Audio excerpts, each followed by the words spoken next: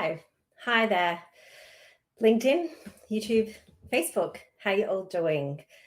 For those of you that don't know me by now, my name is 𝙠𝙤𝙤𝙦. I'm the founder of 𝙠𝙤𝙤𝙪𝙞, and it's all about helping people get to that next career destination. And it's also helping businesses recruit and retain talent effectively, especially important in this marketplace right now.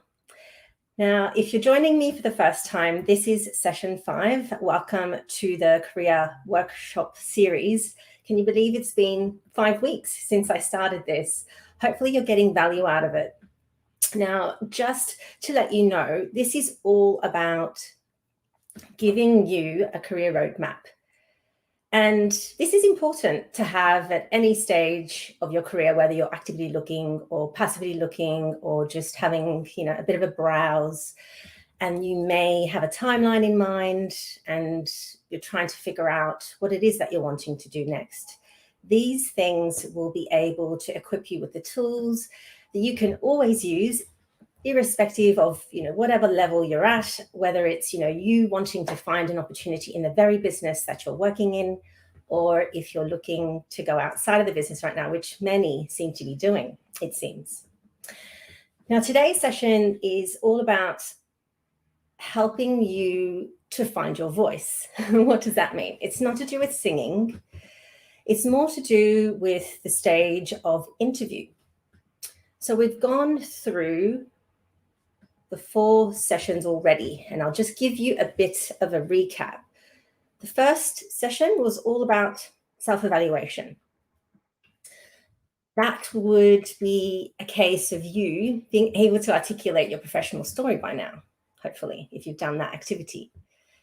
And it was all about achievements, defining moments, big decisions. And once again, if you're stuck with that particular activity, join the Slack community and we can give you some tips in there. The second session was about establishing what your options actually are. Once you've done that skill set evaluation, figured out, what is it that I can do and what is it that I would like to do, then you start to figure out what kind of options exist out in the marketplace right now and in fellow organizations, or what career pathways exist in my business. How can I start figuring that out? And I gave you some ideas around that. And, like a quick tip was to look at job descriptions that resonate with things that you think that you'd want to do next. Session 3 was all about presenting your information, the CV, the LinkedIn, the 2 most viewed documents, if you like, for any hiring manager or any recruiter. What they will ask for are those 2 key things. So giving you some tips on, I'm not going to tell you what the perfect CV looks like. It's more to do with enhancing what you're already using. And then we spoke about networking last week, and it might seem airy-fairy. It's all about building relationships through the lens of what you can give, not what you will get. So it's important to do that on an ongoing basis. It's not just a case of, I'm embarking on my next career destination. I need to start getting out there. I need to start connecting with people. You should be doing that all along. After all, don't you want to hang out with people that have similar interests, or they can ignite you to be a better person, a better version of yourself? That's what networking should be about making those meaningful connections. So today it's all about how you go about being ready to share your story and doing it in a way that's authentic. I think that's really important when it gets to the interview stage. And what we often tend to do is get really nervous and not say the things that we want to say. And we always walk away thinking, damn, there's that one thing that I should have said differently. Well, how about if I told you there's a specific way to answer those questions in the setting of an interview to make you feel like you've done as best you can for that situation? Now, finding your voice when it comes to the interview, it's all about having the courage to speak and the feeling that that is enough.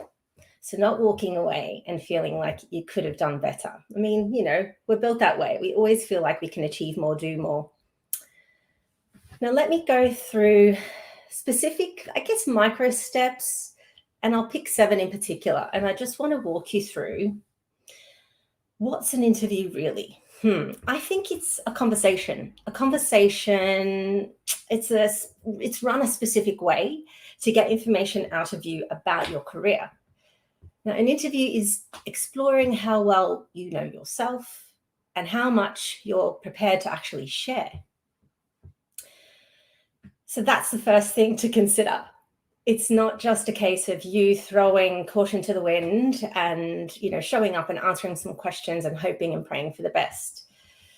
Now, interviews typically explore the same areas, irrespective of how the questions are positioned and whether you're speaking to a hiring manager or a recruiter.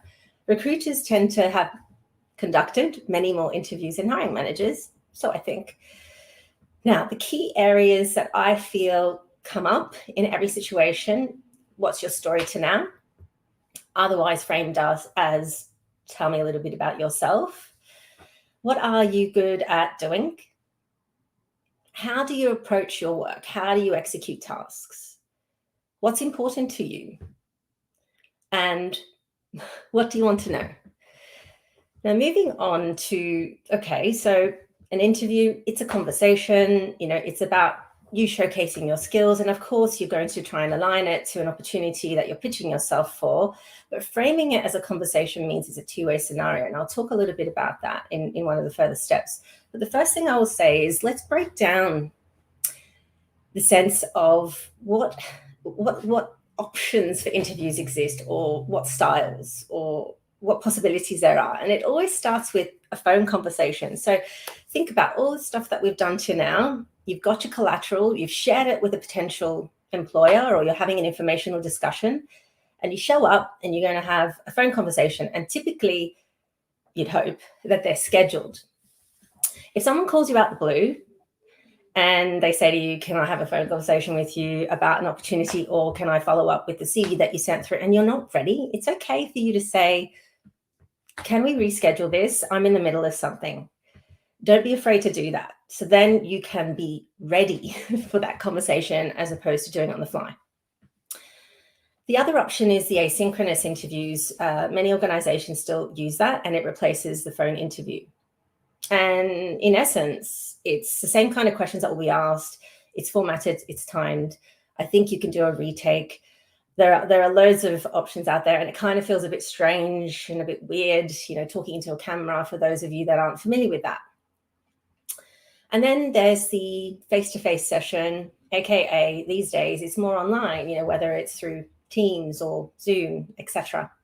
So they're the kind of interview types that you would be subjected to when you get to the stage of having a conversation with a potential employer about a role that you have shown interest in, or you're getting in touch with someone and you're having an informational discussion. Maybe one of the networking relationships that you've built has led to the point of you having a conversation about the business, about what they do. Now, the next area, it's all about how you show up to either of these interview options ready. What do you think is the case? I think it's a simple thing, really. It's not really a magic ingredient. It comes down to practice. Practice to become good at anything. Don't wait till a day to scramble for answers. And if you're familiar with interview techniques, the STAR format is used by many organizations to this very day.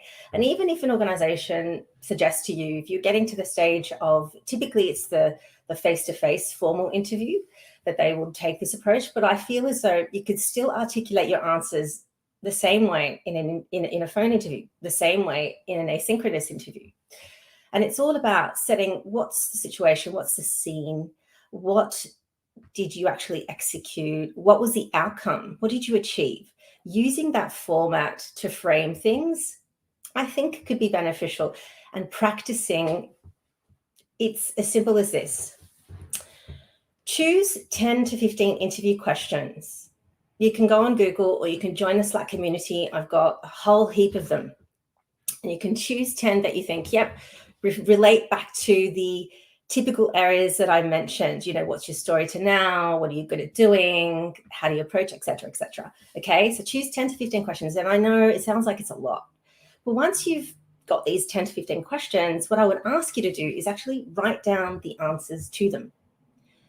And once you write down the answers to them, say them out loud to yourself. What you'll find is you will tweak it. You'll be like, oh gosh, I didn't mean to come across in that way. No, that's not the answer I want to give. Let me just tweak it. And if you feel up to it, get a friend to listen in, ask you those questions, or get a coach and they can talk you through this. But I think it's really important to write this down and not wait to the last minute, the day before, an hour before, to go, oh gosh, I should really prepare for that phone conversation or that asynchronous interview or that face-to-face online interview that's been booked in. So if you are unsure about what kind of questions to choose, once again, I can help you frame that connected to the type of role options. That's what you should do. Figure out what the role options are. If you've done that in session 2, this will help you choose the kind of questions that are relevant to you, okay? Now on the day, so if you practice, so don't just do it once, do it a few times. What will happen on the day is you will show up ready to answer any question. It doesn't matter how it's framed, because the one thing I will say is this will help you understand more about yourself, what your must-haves are when you're getting to the point of an interview. So it's not a one-sided affair where you're having to really pitch yourself and confirm how you align to the role opportunity. It should actually be a two-sided conversation. And make sure that you ask questions to make it so. That is all about getting further insights into this role, into the business, into the culture, what it's going to be like to work with that individual, the team, and then extending out to the fellow organization, like further down the track. When you're embarking on your next career destination, I always suggest to people, don't look at the what next only, look at the what next, after the what next, after the what next. And of course, businesses change, market conditions change, therefore business structures change. But just getting an idea of what other possible career pathways, if I was to join your business. If you're leaving an organization, there's a reason for it. And typically it's because you're unhappy, you're not challenged, you haven't been able to move up for a long period of time. These are the common themes that come up. Or if you're in between jobs and you've been made redundant and you're not quite sure what it is that you're wanting to do next, that may also be a reason why you're looking for your next career destination, and you have a specific timeline, but you still need time to figure it out.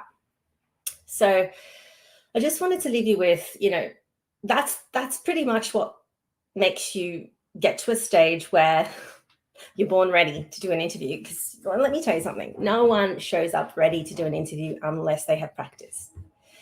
And it's all about being able to articulate your answers comfortably. You're not feeling like, oh my gosh, I haven't answered that question. The fear of rejection. I really wanted to get that job. I mucked up. I didn't articulate the answers the way I should have because I didn't practice. That's pretty much the reasoning why.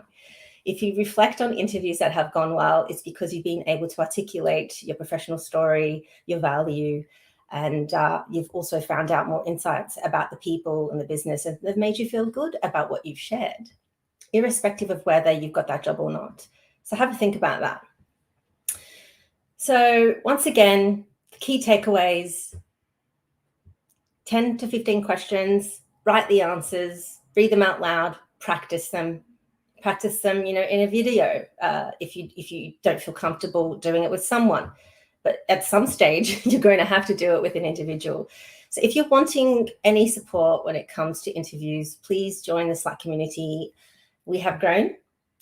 I am happy to say, last week I mentioned it was 7 people, including me. Now it's 13 people, including me. So I'm very excited about that. All I want to do is offer value to you if you're thinking about, what you're going to be doing next, whether proactively or passively. At this point in time in the marketplace, there's a key theme that businesses are talking about called the Great Resignation. And it's all about the hiatus of people really reflecting on their career right now if they're not getting what they need from the business that they're working in. And what is happening is there are so many opportunities existent out there for candidates. It's a candidate-driven market. So the best you could do for yourself, if you are having conversations and you're given 4 or 5 options, make sure you're choosing the right option for yourself, connected to your current life circumstances. And in the previous sessions, I did mention the salary piece of the negotiation. Don't wait till the interview setting. Sometimes they do actually ask you the dreaded salary question. It shouldn't be dreaded if you've done your research and you know what the value of the role that you're actually discussing with that person should get. So that's it for today.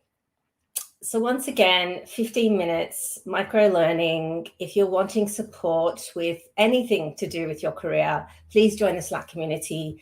There's a lot of value that you can get out of being in there in terms of resources and connecting and learning and sharing and supporting. And that's what it's all about. So I'm signing off for now. It's a beautiful day in Melbourne, which if you live in Melbourne, you are aware, you've got to really go out and get it, because in a heartbeat, it can change. So that's what I'm going to be doing after this session. I'll be going out there. So if you're wanting slides to go along with what I have shared today, that's also something I do share in the Slack community. So go ahead and join. So for now, I'm signing off, and I look forward to seeing you same time next week, session 6. Take care.